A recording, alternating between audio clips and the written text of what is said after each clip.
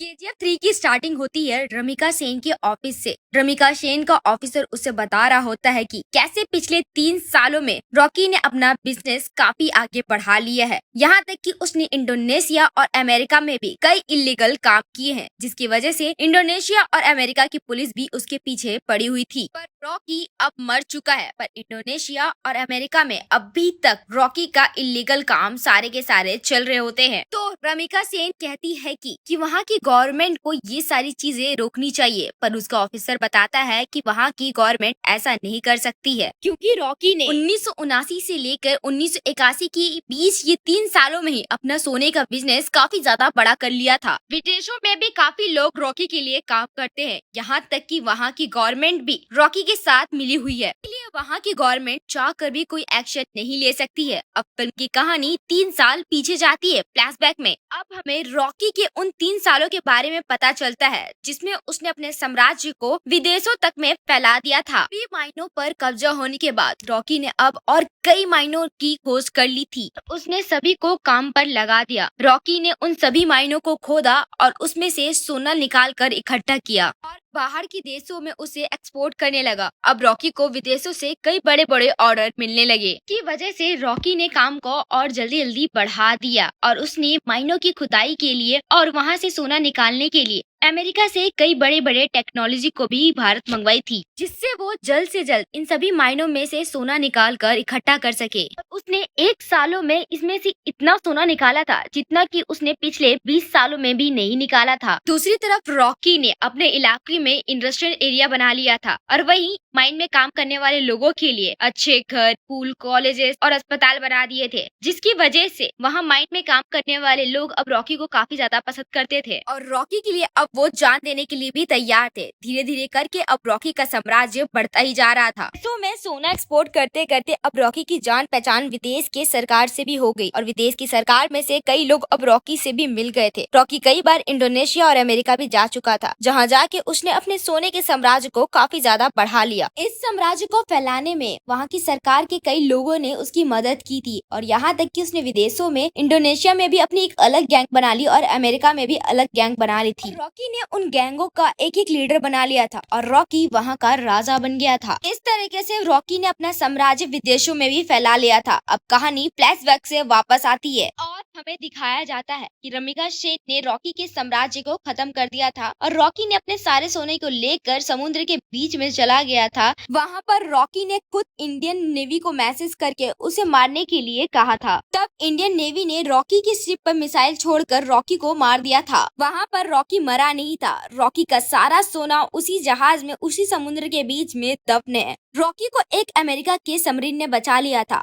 जो सबमरीन उसके business partner की थी, जिससे उसने इन 3 सालों में सारे के सारे बिजनेस की थी। अब रॉकी अमेरिका में छुप कर रह रहा था और वो इंडिया में कभी कभी ही छुप कर किसी को कॉल किया करता था कि केजीएफ का क्या हुआ और केजीएफ को ठीक होने में और कितना समय लगेगा। कहानी इंडिया की तरफ आ जाती है, जिसमें दिखाया जाता है कि सलार केजीएफ के तबाह होने के बाद केजीएफ को ठीक करने में लगा हुआ है और जो लोग बच गए थे उनको मिलाकर रॉकी के साम्राज्य को दोबारा खड़ा करने में लगा हुआ है। सलार ये सारी चीजें रमिका सेन से छुपकर कर रहा है, लेकिन बहुत जल्दी रमिका सेन को सारी चीजों के बारे में पता चलने वाला है। धीरे धीरे करके सलार रॉकी के साम्राज्य को दोबारा से खड़ा कर देता है और दोबारा से मायनों में अब खुदाई चालू हो जाती है। अब सलार रॉकी को कॉल करता है और कहता है कि मालिक, हमने आपका साम्राज्य दोबारा से खड़ा कर दिया है, जिस तरह आपने कहा था। अब आपके लौटने का समय वापस आ चुका है। तभी रॉकी कहता है कि सलार, तुम्हें मेरा एक और काम करना है। वो सोना समुद्र में से निकालना है जो हमने काफी समय से उसमें छुपा कर रखा है। वो हमारी माइनों से निकला हुआ सोना है, उसे हमें किसी भी हालत में समुद्र से ही निकालना है। उस सोने की मदद से ही मैं दोबारा अपना साम्राज्य भारत में खड़ा करूंगा। सलार ये सब सुनकर अब समुद्र से सोना निकालने के काम में लग जाता है। अब इंडिया में एंट्री होती है रॉकी भाई की। सलार अपने लोगों से कहता है कि मालिक कई समय के बाद अब यहाँ पर पधार रहे हैं, उनके स्वागत में कोई कमी नहीं होनी चाहिए। किसी को भी अभी तक नहीं पता था कि आखिर ये मालिक कौन है। वहीं दूसरी तरफ रॉकी अमेरिका से अकेले आ रहा है। केजीएफ में रॉकी का स्वागत बड़ी ही धूमधाम से होता है। सभी लोग रॉकी को देखकर हैरान थे क्योंकि सभी को लगता था कि रॉकी मारा गया है, लेकिन रॉकी अभी तो जिंदा है। अब रॉकी अपने मायनों का काम देखने के बाद अब वो मिलना चाहता था रमिका सेन से। सलार रॉकी से कहता है कि हम भी आपके साथ चलेंगे, लेकिन रॉकी कहता है नहीं, मैं अकेला ही वहाँ पर जाऊंगा। रॉकी अकेला ही अपनी रॉयल्स रॉयल कार में जा रहा होता है, तभी नाके पे उसे पुलिस पकड़ लेती है। पुलिस वालों को ये पता नहीं होता है कि वो रॉकी है, जिसकी वजह से रॉकी के पास लाइसेंस नहीं होने के कारण और वो काफी स्पीड में गाड़ी चला रहा होता है, इसीलिए वो उसे पुलिस स्टेशन ले जाते हैं। थाने में रॉकी कुछ नहीं बोलता है और वो अपने आदमियों को फोन कर देता है। वहीं दूसरी तरफ वहाँ पर एक बड़ा ऑफिसर आता है और रॉकी से चिल्लाकर बातें करने लगता है। तभी अचानक से पूरा पुलिस स्टेशन कांपने लग जाता है और कई हेलीकॉप्टर पुलिस स्टेशन के बाहर होते हैं और कई बंदूक लिए हुए आदमी आते हैं और रॉकी का लाइसेंस लाकर उस ऑफिसर को दे देते हैं। पुलिस वाला लाइसेंस पे लिखे हुए राम रॉकी को देखकर डर जाता है और हैरान रहता है और वहाँ से रॉकी को जाने देता है। अब रॉकी सीधा मिलने रमिका सेन से जाता है, लेकिन रॉकी के पहुँचने के पहले ही वो पुलिस वाला रमिका सेन को बता देता है रॉकी के बारे में कि रॉकी जिंदा है। पर रमिका सेन ये खबर सुनकर काफी हैरान हो जाती है और सोचती है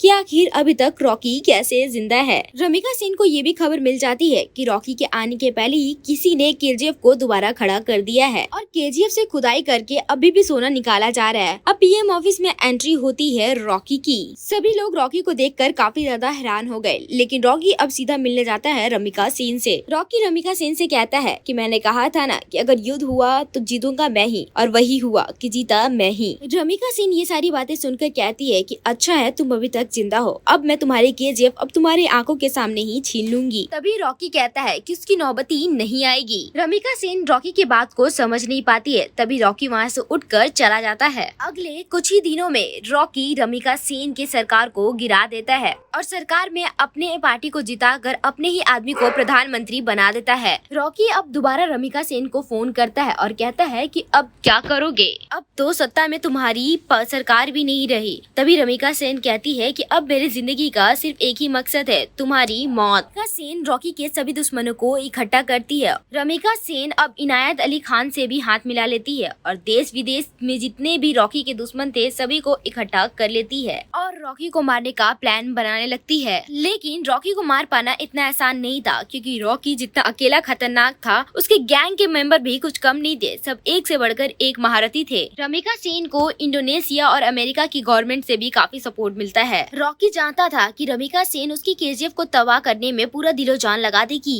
रमिका सेन अब जानती थी कि रॉकी को केजीएफ के अंदर घुसकर मार पाना अब काफी मुश्किल हो गया है, क्योंकि रॉकी ने अपने केजीएफ में मिसाइलों को रोकने के लिए चारों तरफ रडार सिस्टम और काउंटर मिसाइल रख दिए हैं। अब अगर कोई भी उसकी केजीएफ के अंदर घुसने की कोशिश करेगा तो वो मारा जाएगा। रमिका सेन ये बात अच्छी तरीके से जानती थी कि रॉकी को मारने के लिए उसे केजीएफ से बाहर निकालना पड़ेगा और अकेले रॉकी के मरते ही उसके सारा साम्राज्य खत्म हो जाएगा। इंडिया में रॉकी की गवर्नमेंट खड़ी होने के बाद अब इंडियन गवर्नमेंट रॉकी के लिए काफी बड़ी पार्टी रखती है और इस पार्टी में विदेशों के बड़े बड़े बिजनेसमैन और बड़े बड़े गवर्नमेंट लोग आते हैं। रॉकी के सिक्योरिटी के लिए इस पार्टी में काफी ज्यादा सिक्योरिटी लगी हुई थी। रॉकी पार्टी में पहुंच जाता है। थोड़ा नाच गाना होने के बाद अब पार्टी में एंट्री होती है रमिका सेन की। रॉकी से बातचीत करते हुए रमिका सेन कहती है कि अब समय आ गया है कि तुम्हारे साम्राज्य को खत्म किया जाए। कि तभी उसके चारों ओर रॉकी के ऊपर बंदूक ताने हुए लोग खड़े हो जाते हैं। रॉकी की खुद की ही गवर्नमेंट उसे धोखा दे देती है